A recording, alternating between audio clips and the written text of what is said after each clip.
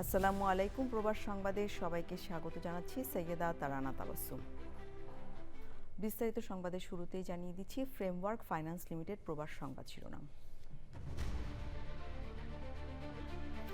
ঐতিহাসিক ৫ই আগস্ট জুলাই গণ অভ্যুত্থান দিবস আজ। জনগণের দ্রোহের মুখে পতন হয় শেখ হাসিনা সরকারের।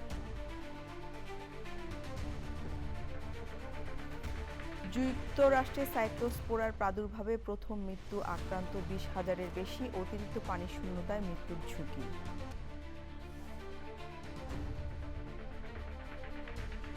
এবং যুক্তরাষ্ট্রের ওয়াশিংটনে ভয়াবহ দাবানলে ৭০০-রও বেশি ঘরবাড়ি স্থাপনা ভস্মীভূত, সর্বস্ব হারিয়ে ৬৭,০০০ বাসিন্দাদের মানবেতর জীবনযাপন।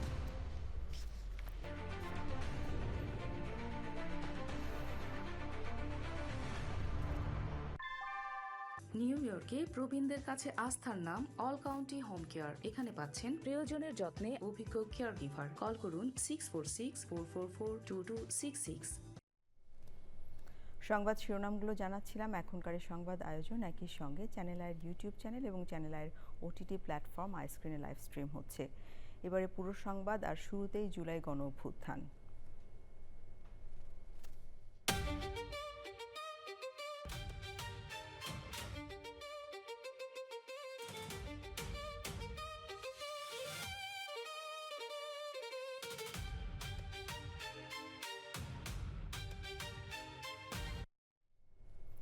আজ ঐতিহাসিক ৫ই আগস্ট ২০২৪ সালের এদিন ছাত্র গণ অভ্যুত্থানের মুখে আওয়ামী লীগ সরকারের পতন হয়।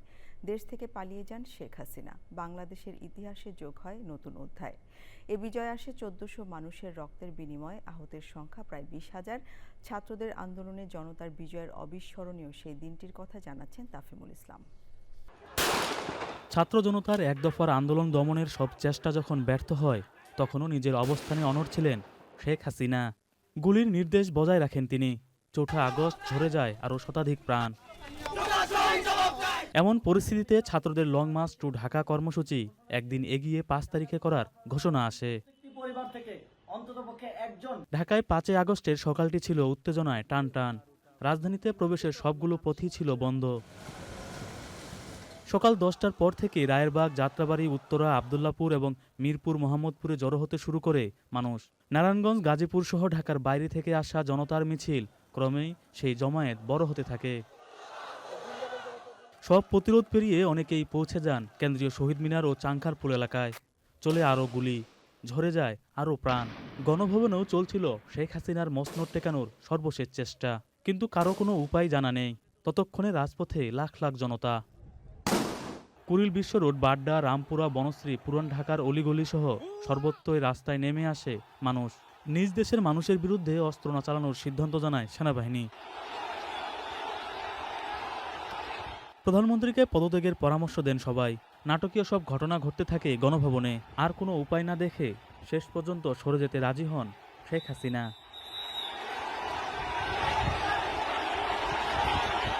সময় যত গড়ায় জনতার স্রোত ততই এগিয়ে আসতে থাকে গণভবনের দিকে।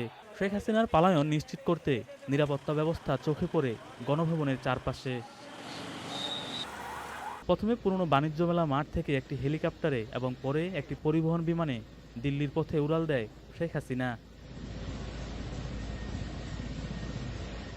এর মধ্যে টেলিভিশনে ঘোষণা আসে জাতির উদ্দেশ্যে ভাষণ দেবেন সেনাপ্রধান। ঘোষণায় জনগণের আন্দাজ করতে অসুবিধা হয়নি অন্দরমহলে কি ঘটছে। জনগণ আরও বিপুল উৎসাহ নিয়ে গণভবন অভিমুখী রওনা দেয়। চারদিক থেকে ঢল নামে মানুষের। ঢাকার এক প্রান্তে যখন বিজয় উল্লাস, অন্য প্রান্তে যাত্রাবাড়িতে তখনও জনগণকে দমনে গুলি চালিয়ে যেতে থাকে পুলিশ। সেনাপ্রধানের ভাষণ শুনতে উদ্গ্রীব মানুষের অপেক্ষার মধ্যেই করণীয় ঠিক করতে ফ্যাসিবাদ বিরোধী সকল রাজনৈতিক দলের নেতাদের সঙ্গে বৈঠক করেন সেনাবাহিনী প্রধান। পরে সেনাবাহিনী জানান, দেশকে স্থিতিশীল রাখতে সব রাজনৈতিক দলের সঙ্গে আলোচনা শুরু হয়েছে।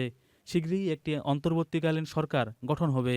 আমার কথা মতো চলেন, আমাদের সাথে যদি একসাথে যদি কাজ করি আমরা, নিঃসন্দেহে আমরা একটা সুন্দর পরিণতির দিকে আমরা অগ্রসর হতে পারব। রাতেই ৩ বাহিনীর প্রধানদের নিয়ে শেখ হাসিনার পদত্যাগের খবর দিয়ে ভাষণ দেন রাষ্ট্রপতি। প্রধানমন্ত্রী শেখ হাসিনা আজ রাষ্ট্রপতির কাছে পদত্যাগপত্র জমা দিয়েছেন। এবং আমি তা গ্রহণ করেছি।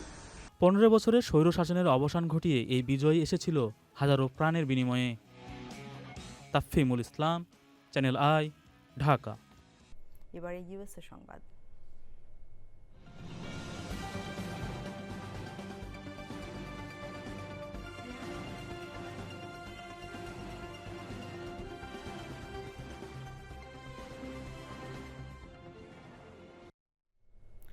যুক্তরাষ্ট্রে অন্ত্রের পরজীবী অণুজীব সাইক্লোস্পোরার প্রাদুর্ভাবে প্রথম মৃত্যু হয়েছে। মিশিগানে 2 ব্যক্তির প্রাণহানির পাশাপাশি সারা দেশে আক্রান্তের সংখ্যা 20,000 ছাড়িয়েছে। মেক্সিকো থেকে আসা লেটুস পাতাকে এই সংক্রমণের মূল উৎস মনে করা হচ্ছে।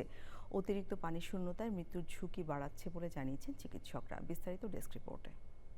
যুক্তরাষ্ট্রে তীব্র থেকে তীব্রতর হচ্ছে অণুজীব পরজীবী সাইক্লোস্পোরার প্রাদুর্ভাব।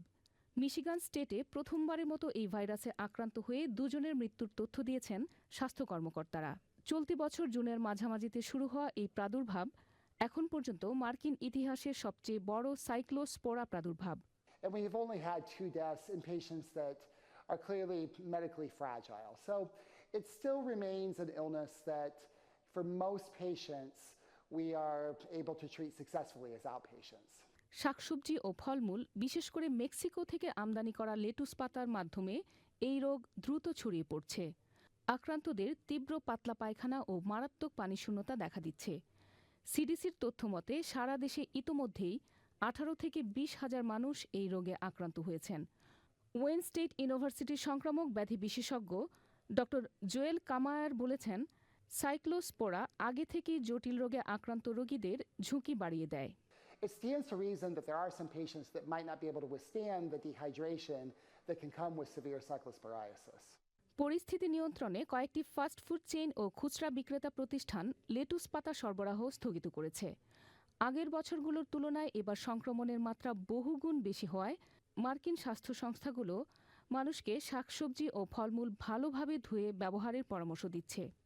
যদিও এটি প্রাণঘাতী নয়, তবুও স্বাস্থ্য ঝুঁকিতে থাকা বয়স্ক ও রোগীদের ক্ষেত্রে প্রয়োজনীয় সতর্কতা অবলম্বন করার তাগিদ দিচ্ছেন চিকিৎসকরা। Desk report, channel I.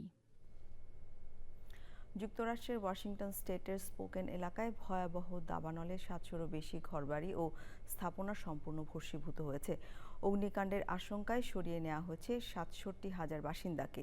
এই ঘটনায় আগুন লাগানোর অভিযোগে এক সাবেক সাজাপ্রাপ্ত আসামিকে গ্রেফতার করেছে পুলিশ। বাতাসের তোড়ে ছড়িয়ে পড়া এই আগুনে সর্বস্ব হারিয়ে মানবেতর জীবন কাটাচ্ছেন হাজারো মানুষ। জাকিয়া আক্তারের রিপোর্ট। যুক্তরাষ্ট্রের ওয়াশিংটন স্টেটের দ্বিতীয় বৃহত্তম শহর স্পোকেন ও এর আশেপাশের অঞ্চল জুড়ে ছড়িয়ে পড়েছে দাবানল। মুহূর্তের মধ্যেই তাণ্ডব চালিয়ে প্রায় 700 ঘরবাড়ি ও স্থাপনা ছাই করে দিয়েছে এই আগুন। দুর্যোগ থেকে রক্ষা পেতে এলাকা ছেড়েছেন প্রায় 67,000 মানুষ।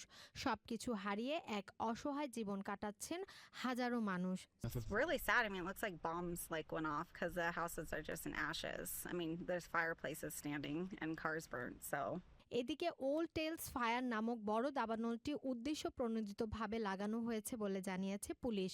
প্রত্যক্ষদর্শীদের থেকে পাওয়া তথ্যের ভিত্তিতে অ্যারন ফারিনাচি নামের 37 বছর বয়সী এক সাবেক সাজাপ্রাপ্ত আসামিকে গ্রেপ্তার করেছে প্রশাসন।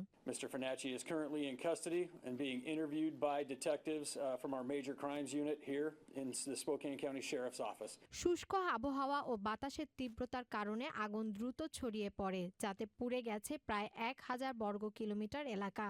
ধোঁয়া ও ছায়ে ঢেকে গেছে পুরো অঞ্চলের আকাশ। তবে আবহাওয়া কিছুটা ঠান্ডা হওয়ায় আগুন নিয়ন্ত্রণে প্রাণপণ চেষ্টা চালিয়ে যাচ্ছেন ফায়ার ফাইটাররা। তবে এখন বড় চ্যালেঞ্জ হয়ে দাঁড়িয়েছে ক্ষতিগ্রস্ত পরিবারগুলোর ঘুরে দাঁড়ানো। Zakia Akter, channel I. যুক্তরাষ্ট্রের নিউ ইয়র্কের ব্রঙ্কসে একটি বাড়িতে ঢুকে এক নারীকে বেঁধে নির্যাতন করার পর প্রায় $343,000 মূল্যের সম্পদ লুট করেছে 3 সশস্ত্র ডাকাত। পুলিশ জানায়, বৃহস্পতিবার রাতে হাইব্রিজ এলাকার একটি বাসায় অস্ত্র ও ছুরি নিয়ে জোরপূর্বক ঢুকে পড়ে অপরাধীরা। এরপর 39 বছর বয়সী এক নারীকে শারীরিক নির্যাতন চালিয়ে চোখ ও হাত পা ফিতা দিয়ে বেঁধে ফেলা হয়। ডাকাত দলটি নগদ টাকা, অলংকার ও অন্যান্য মূল্যবান সামগ্রী লুট করে পালিয়ে যায়। আহত নারীকে হাসপাতালে চিকিৎসা দেওয়া হচ্ছে। অপরাধীদের শনাক্ত করতে নজরদারি ক্যামেরার ফুটেজ প্রকাশ করে সাধারণ মানুষের সহায়তা চেয়েছে নিউ ইয়র্ক পুলিশ। এই নৃশংস ঘটনার পর এলাকায় আতঙ্ক ছড়িয়ে পড়েছে। পুলিশ তদন্ত অব্যাহত রাখলেও এখন পর্যন্ত কাউকে গ্রেফতার করা সম্ভব হয়নি। 7টি বাণিজ্যিক অংশীদার দেশের উপর ট্রাম্পের অতিরিক্ত শুল্ক আরোপ সিদ্ধান্তকে চ্যালেঞ্জ করল যুক্তরাষ্ট্রের 25টি অঙ্গরাজ্য। সোমবার মামলার এই তথ্য প্রকাশ করেছে ব্রিটিশ সংবাদ মাধ্যম দ্য গার্ডিয়ান। সুলতানা হিমুর রিপোর্ট। দ্বিতীয় মেয়াদে দায়িত্ব নেয়ার পর 2025 সালের 2রা এপ্রিল নতুন শুল্ক নীতি ঘোষণা করেন প্রেসিডেন্ট ট্রাম্প। এরপর থেকেই ট্রাম্পের শুল্ক নীতি নিয়ে বিতর্ক যেন থামছেই না। এবার জোরপূর্বক শ্রমে উৎপাদিত পণ্য সম্পর্কিত 7টি বাণিজ্যিক অংশীদার দেশের উপর প্রায় 13% শুল্ক আরোপের সিদ্ধান্তকে চ্যালেঞ্জ করল New York, California, Illinois, Massachusetts, Washington, Wisconsin, Pennsylvania ও কেন্টাকি সহ যুক্তরাষ্ট্রের 25টি অঙ্গরাজ্য। মামলায় অভিযোগ করা হয়েছে এই সিদ্ধান্ত যুক্তরাষ্ট্রের আইন ও সংবিধানের সঙ্গে সাংঘর্ষিক, যা প্রেসিডেন্টের নির্বাহী ক্ষমতার সীমা অতিক্রম করেছে। নিউ ইয়র্কের অ্যাটর্নি জেনারেল লেটিশিয়া জেমস বলেন, প্রেসিডেন্টকে একক সিদ্ধান্তে যে কোনো দেশের উপর ইচ্ছে মতো শুল্ক আরোপের ক্ষমতা দেয় না যুক্তরাষ্ট্রের সংবিধান। অন্যদিকে প্রেসিডেন্ট কার্যালয়ের মুখপাত্র কুশ দেশাই বলেন, আইনসম্মত ক্ষমতা ব্যবহার করে এমন সব বাণিজ্যিক কর্মকাণ্ডের বিরুদ্ধে ব্যবস্থা নেওয়া হচ্ছে যা মার্কিন শ্রমিক ও অর্থনীতির জন্য ক্ষতিকর। Sultana Himu, channel I. New ইয়র্কে সাশ্রয়ী আবাসন বাড়ানোর উদ্যোগের অংশ হিসেবে নতুন একটি আবাসন প্রকল্পের নির্মাণ কাজের উদ্বোধন করেছেন মেয়র জোহরান মামদানি। ব্রঙ্কসের হান্টস পয়েন্টে এই প্রকল্পে তৈরি হবে 96টি ইউনিট। এর মধ্যে 58টি ইউনিট থাকবে সাপোর্টিভ হাউজিং হিসেবে। এসব বাসিন্দার জন্য একই স্থানে থাকবে সামাজিক সহায়তা, কেস ম্যানেজমেন্ট এবং চাকুরির প্রশিক্ষণের মতো সেবা। মামদানি বলেন, নিউ ইয়র্কে বসবাসের খরচ কমাতে এবং সাধারণ মানুষের জন্য নিরাপদ ও সাশ্রয়ী আবাসন নিশ্চিত করতে এমন প্রকল্প আরও বাড়ানো হবে। This groundbreaking here at Casanova Residences stands as proof of what this commitment will look like in the lives of Bronxites.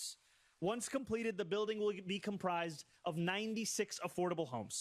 58 of these apartments will be designated as supportive housing for people with histories of homelessness and those living with serious health conditions. New Yorkers who have historically been denied the services they need to live lives of dignity. বিশ্ববাজারে অপরিশোধিত তেলের দাম এক ধাক্কায় প্রায় 5% কমে যাওয়ায় যুক্তরাষ্ট্রের share বাজারে আবারও চাঙ্গা ভাব ফিরে এসেছে।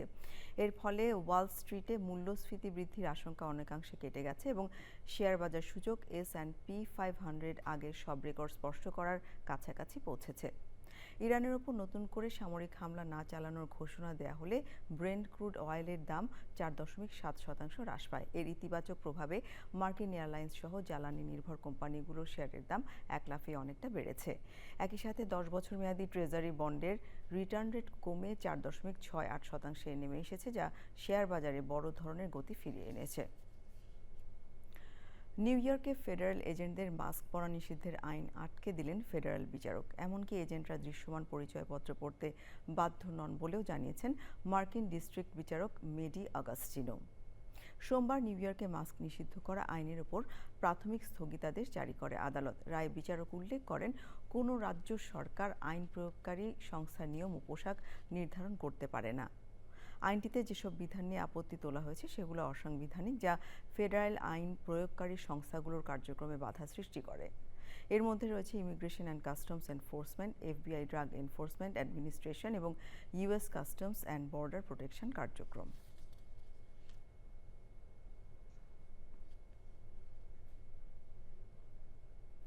12 আগস্ট নিউ জার্সির আটলান্টিক সিটিতে হতে যাচ্ছে বাংলাদেশ অ্যাসোসিয়েশন অফ সাউথ জার্সির সাংস্কৃতিক উৎসব। এই জমকালো আয়োজনকে ঘিরে ওই রাজ্যে বসবাসরত প্রবাসী বাংলাদেশিদের মাঝে ব্যাপক উৎসাহ ও উদ্দীপনা দেখা গেছে। সুব্রত চৌধুরীর রিপোর্ট। আগামী 12 আগস্ট বুধবার আটলান্টিক সিটি সেন্ট ক্যাসেল স্টেডিয়ামের উন্মুক্ত প্রাঙ্গণে দুপুর 2টা থেকে শুরু হয়ে রাত 11:30 পর্যন্ত চলবে বাংলাদেশ অ্যাসোসিয়েশন অফ সাউথ জার্সির সাংস্কৃতিক উৎসব। সাংস্কৃতিক উৎসবের বিভিন্ন আয়োজনের মধ্যে রয়েছে জনপ্রিয় বাংলাদেশি শিল্পী সহ বিভিন্ন দেশের শিল্পীদের পরিবেশনায় সঙ্গীত অনুষ্ঠান, কৃতি শিক্ষার্থী সম্মাননা, বৃত্তি প্রদান, দেশীয় খাবার ও পণ্যের স্টল এবং র্যাফেল ড্র।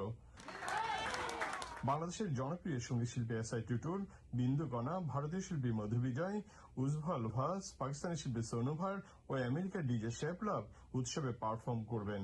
আপনারা সবাই আমাদেরকে সহযোগিতা করবেন এবং আমাদের সাথে আপনারা থাকবেন। এবার এই মেলা একটা বৈচিত্র্যময় মেলা অনুষ্ঠিত হতে যাচ্ছে। বিভিন্ন দেশের পারফরমার থাকবে বাংলাদেশ। আয়োজক সংগঠন বিএসজি নেতাদের প্রত্যাশা, এবছর তারা সাউথ জার্সির প্রবাসী বাংলাদেশিদের একটি ভিন্ন ধর্মীয় ও মনোমুগ্ধকর সাংস্কৃতিক উৎসব উপহার দিতে পারবেন। ইন্ডিয়া, পাকিস্তান, ভিয়েতনাম সহ হিসপ্যানিক কান্ট্রি সহ সবাই আসবে। বাংলাদেশ মেলা, আমাদের এই সম্মিলিত মেলা, সবার উপস্থিতি আমাদেরকে অনেক খুশি করবে। সংগঠনের সভাপতি জহিরুল ইসলাম বাবুল, সাধারণ সম্পাদক জাকিরুল ইসলাম খোকা, বিএসজি ট্রাস্টি বোর্ডের সভাপতি আব্দুর রফিক, বাংলাদেশ মেলার আহ্বায়ক মাজহার আলী দুলাল ও সদস্য সচিব মামুনুল হক মামুন প্রবাসী বাংলাদেশিদেরকে এই উৎসবে অংশ নিতে আমন্ত্রণ জানিয়েছেন। Subrata Chowdhury, channel I, Atlantic city, new jersey, America. এবারে অন্যান্য সংবাদ। ইউরোপ জুড়ে তীব্র তাপপ্রবাহ ও দীর্ঘস্থায়ী শুষ্ক আবহাওয়ার প্রভাবে একের পর এক দেশে দেখা দিয়েছে দাবানল, খরা এবং জ্বালানির সংকট। গ্রিস, নেদারল্যান্ডস ও ইতালিতে দাবানল নিয়ন্ত্রণে চলছে ব্যাপক অভিযান। যুক্তরাজ্যে বাড়ছে খরার ঝুঁকি। রোমানিয়ার দানিউব নদীর পানি কমে যাওয়ায় পারমাণবিক বিদ্যুৎ কেন্দ্র হুমকির মুখে পড়েছে। আমিনা রহমান সুপ্তি রিপোর্ট। গ্রিসের এথেন্সের পশ্চিমে ভয়াবহ দাবানল নিয়ন্ত্রণে কাজ করছে শত শত দমকল কর্মী। ব্যবহার করা হচ্ছে বিমান ও হেলিকপ্টার। প্রবল বাতাসে আগুন আবাসিক এলাকায় ছড়িয়ে পড়ায় 1000-এরও বেশি মানুষকে নিরাপদে সরিয়ে নেওয়া হয়েছে। চলমান তাপপ্রবাহে গ্রিস জুড়ে দাবানলের ঝুঁকি আরও বেড়েছে। গরম ও শুষ্ক আবহাওয়ার মধ্যে নেদারল্যান্ডসের লিমবার্গ প্রদেশের একটি জঙ্গলে ভয়াবহ দাবানল ছড়িয়ে পড়েছে। সতর্কতামূলক ব্যবস্থা হিসেবে আশেপাশের ক্যাম্পগ্রাউন্ড খালি করা হয়েছে। সাময়িকভাবে বন্ধ রাখা হয়েছে ট্রেন চলাচল। চতুর্থ দফায় তীব্র তাপপ্রবাহের মধ্যে ইটালির বিভিন্ন অঞ্চলে দাবানল ছড়িয়ে পড়েছে। আগুন নিয়ন্ত্রণে চলছে নানা কার্যক্রম। শুষ্ক আবহাওয়ায় কমে গেছে ইউরোপের দ্বিতীয় দীর্ঘতম নদী দাবিউবের পানির স্তর। এতে রোমানিয়ার একটি পারমাণবিক বিদ্যুৎ কেন্দ্র ঝুঁকিতে পড়েছে। পানির প্রবাহ বাড়াতে সামরিক বাহিনী একটি খালে বিস্ফোরণ ঘটিয়েছে। চলতি সপ্তাহে বিদ্যুৎ কেন্দ্রটি পুরোপুরি বন্ধ হয়ে যাওয়ার আশঙ্কা দেখা দিয়েছে। দাবিউব নদীর পানির স্তর রেকর্ড পরিমাণ কমে যাওয়ায় জ্বালানির জরুরি অবস্থা পথে হাঙ্গেরি। তীব্র তাপপ্রবাহে যুক্তরাজ্যের কিছু অংশে খরা দেখা দিয়েছে। আগামী মাসেই গড়ের চেয়ে বেশি তাপমাত্রা থাকবে বলে পূর্বাভাস দিয়েছে দেশটির আবহাওয়া দপ্তর। Amina Rahman Supti, channel I. ইরানকে চাপে রাখতে নতুন ও অপ্রচলিত কৌশল খুঁজছে যুক্তরাষ্ট্র। মার্কিন সেন্ট্রাল কমান্ডের এক জ্যেষ্ঠ কর্মকর্তার বরাতে এ তথ্য জানিয়েছে রয়টার্স। এদিকে প্রেসিডেন্ট ডোনাল্ড ট্রাম্প আবারও দাবি করেছেন ইরানের সঙ্গে আলোচনা চলছে, তবে তেহরান সেই দাবি নাকচ করেছে। সুবিতা মাহমুদের রিপোর্ট। হোয়াইট হাউসে সাংবাদিকদের ট্রাম্প বলেন, মধ্যপ্রাচ্যের কয়েকটি মিত্র দেশের অনুরোধে তিনি ইরানের বিরুদ্ধে নতুন হামলার পরিবর্তে আলোচনা চালিয়ে যেতে রাজি হয়েছেন। তার ভাষায়, সমঝোতায় পৌঁছাতে এটি ইরানের শেষ সুযোগ। আলোচনায় দুটি বিষয় গুরুত্ব পাচ্ছে: হরমুজ প্রণালীতে স্বাভাবিক জাহাজ চলাচল এবং ইরানের পারমাণবিক কর্মসূচি। ইরানের পররাষ্ট্র মন্ত্রণালয়ের মুখপাত্র ইসমাইল বাঘাই বলেন, ওয়াশিংটনের সঙ্গে কোনো আলোচনা চলছে না, তবে হরমুজ প্রণালী দিয়ে নিরাপদ নৌ চলাচল নিশ্চিত করতে ওমানের সঙ্গে আলোচনা হয়েছে। তিনি দাবি করেন, প্রয়োজন হলে যুক্তরাষ্ট্র ও তার মিত্রদের লক্ষ্য করে ক্ষেপণাস্ত্র এবং ড্রোন হামলা চালানোর সক্ষমতা এখনও ইরানের রয়েছে। এদিকে যুক্তরাজ্যের সামুদ্রিক নিরাপত্তা সংস্থা ইউকেএমটিও জানিয়েছে, ওমান উপকূল সংলগ্ন হরমুজ প্রণালীতে একটি পণ্যবাহী জাহাজে অজ্ঞাত উৎস থেকে ক্ষেপণাস্ত্র আঘাত হেনেছে। জাহাজটির পরিচয় বা ক্ষয়ক্ষতির বিস্তারিত জানানো হয়নি। ঘটনার তদন্ত চলছে। বিশ্লেষকদের মতে, যুদ্ধবিরতির ভবিষ্যৎ এবং ইরান যুক্তরাষ্ট্র উত্তেজনা নিরসনে এখন সবচেয়ে গুরুত্বপূর্ণ ইস্যু হয়ে উঠেছে হরমুজ প্রণালীর নিরাপত্তা। Sudipta Mahmud, channel I. Canada জুড়ে দাবানল পরিস্থিতি আরও উদ্বেগজনক হয়ে উঠেছে। আন্তর্জাতিক বার্তা সংস্থা রয়টার্সের তথ্য অনুযায়ী দেশ জুড়ে বর্তমানে প্রায় ৯০০টি দাবানল সক্রিয় রয়েছে। চলতি মৌসুমে এ পর্যন্ত ৩৭ লাখ হেক্টরেরও বেশি বনভূমি আগুনে পুড়ে গেছে। সবচেয়ে বেশি ক্ষতিগ্রস্ত এলাকাগুলোর মধ্যে রয়েছে অন্টারিও সহ দেশের বিভিন্ন উত্তরাঞ্চল। কানাডা সরকার জানিয়েছে দাবানল পরিস্থিতি মোকাবেলায় ফেডারেল সরকার প্রদেশ ও স্থানীয় কর্তৃপক্ষের সঙ্গে সমন্বয় করে কাজ করছে। আগুন নিয়ন্ত্রণ এবং ক্ষতিগ্রস্ত জনগণকে সহায়তা দিতে জরুরি সেবা অব্যাহত রয়েছে। এদিকে দাবানলের ধোঁয়ায় আলবার্টা, ব্রিটিশ কলাম্বিয়া, টরন্টো সহ কানাডার বিভিন্ন অঞ্চল এবং যুক্তরাষ্ট্রের উত্তর পূর্বাঞ্চলে বায়ু দূষণ বেড়েছে। বার্ষিক আরবাইন উপলক্ষে ইরাকের কারবালায় পৌঁছেছেন লাখ লাখ ইরানি তীর্থযাত্রী। মহানবী হজরত মুহাম্মদ সাল্লাল্লাহু আলাইহি ওয়াসাল্লামের দৌহিত্র হজরত ইমাম হুসাইন রাদিয়াল্লাহু তাআলা আনহুয়ের শাহাদাত স্মরণে এই শোক অনুষ্ঠান পালিত হয়। ইসলামের ইতিহাসে কারবালার প্রান্তরে তার আত্মত্যাগ ন্যায় ও সত্যের পক্ষে প্রতিরোধের প্রতীক হিসেবে বিবেচিত হয়। আরবাইন আরবি শব্দ যার অর্থ ৪০। ইমাম হুসাইন রাদিয়াল্লাহু তাআলা আনহুয়ের শাহাদাতের ৪০তম দিনে শিয়া মুসলিমরা এই তীর্থযাত্রা ও শোকানুষ্ঠান পালন করেন। সুদীপ্তা মাহমুদের আরেকটি রিপোর্ট।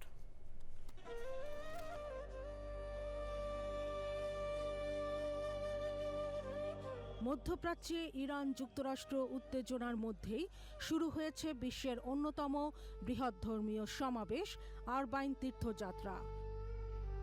লাখ লাখ শিয়া মুসলিম ইরাকের কারবালায় ইমাম হুসেন রাদিয়াল্লাহু তাআলা আনহুর পবিত্র মাজারের উদ্দেশ্যে পদযাত্রায় অংশ নিয়েছেন। তারা তার শাহাদাতের ৪০তম দিন উপলক্ষে কারবালায় অনুষ্ঠিত হয় আরবাইনের মূল আনুষ্ঠানিকতা। প্রতি বছরের মতো এবারও ইরানের বিভিন্ন শহর থেকে লাখ লাখ মানুষ তীর্থযাত্রায় অংশ নেন। রাজধানী তেহরানের আজাদি স্কোয়ার থেকেও বহু তীর্থযাত্রী যাত্রা শুরু করেন।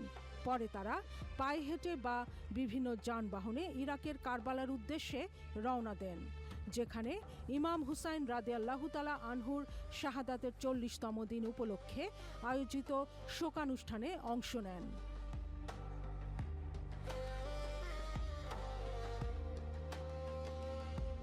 ইরান ও যুক্তরাষ্ট্রের মধ্যে সাম্প্রতিক সামরিক উত্তেজনার কারণে এবারের আরবাইনকে ঘিরে নিরাপত্তা ব্যবস্থা জোরদার করা হয়েছে। তবে ধর্মীয় এই তীর্থযাত্রা অব্যাহত রয়েছে। নিরাপত্তা পরিস্থিতির প্রভাব থাকায় অংশগ্রহণকারীর সংখ্যা আগের বছরের তুলনায় কিছুটা কম বলে ধারণা করা হচ্ছে।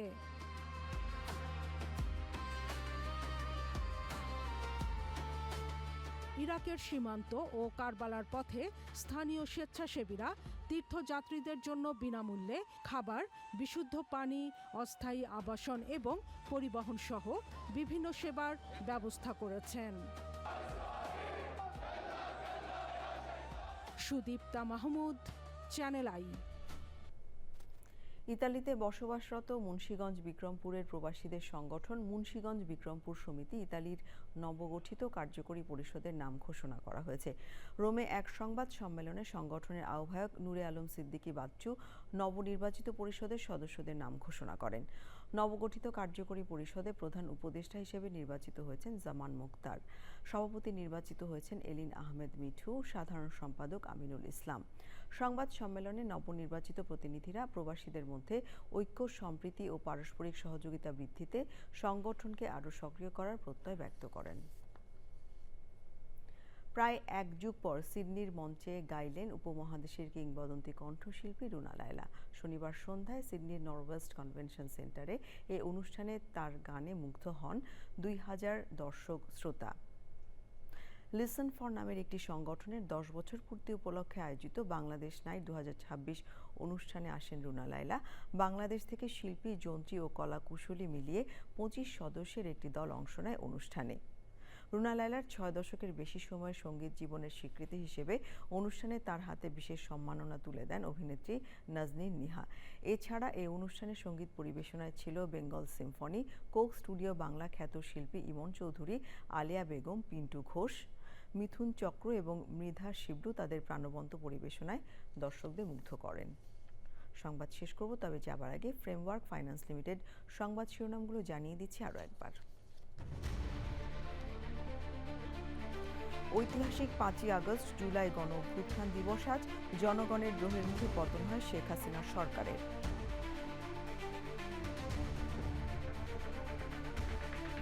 যুক্তরাষ্ট্রে সাইক্লোস্পোরার প্রাদুর্ভাবে প্রথম মৃত্যু, আক্রান্ত 20,000-এর বেশি, অতিরিক্ত পানি শূন্যতায় মৃত্যুর ঝুঁকি।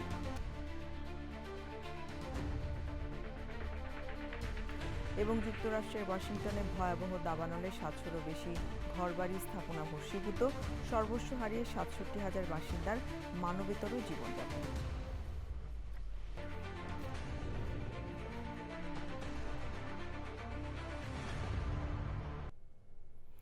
বাংলাদেশ স্যাটেলাইট কোম্পানি লিমিটেড পরিচালিত জরিপ অনুযায়ী চলতি বছর জানুয়ারি থেকে জুন পর্যন্ত জেনারেল চ্যানেল বিভাগে টিআরপি টপার চ্যানেল আই।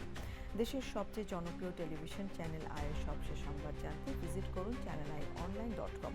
আমাদের সোশ্যাল মিডিয়া প্ল্যাটফর্মগুলোর পাশাপাশি যুক্ত থাকুন ওটিটি প্ল্যাটফর্ম আইস্ক্রিনের সাথে। এই ছিল প্রবাস সংবাদ আয়োজন। ধন্যবাদ সবাইকে এতক্ষণ সঙ্গে থাকবার জন্য।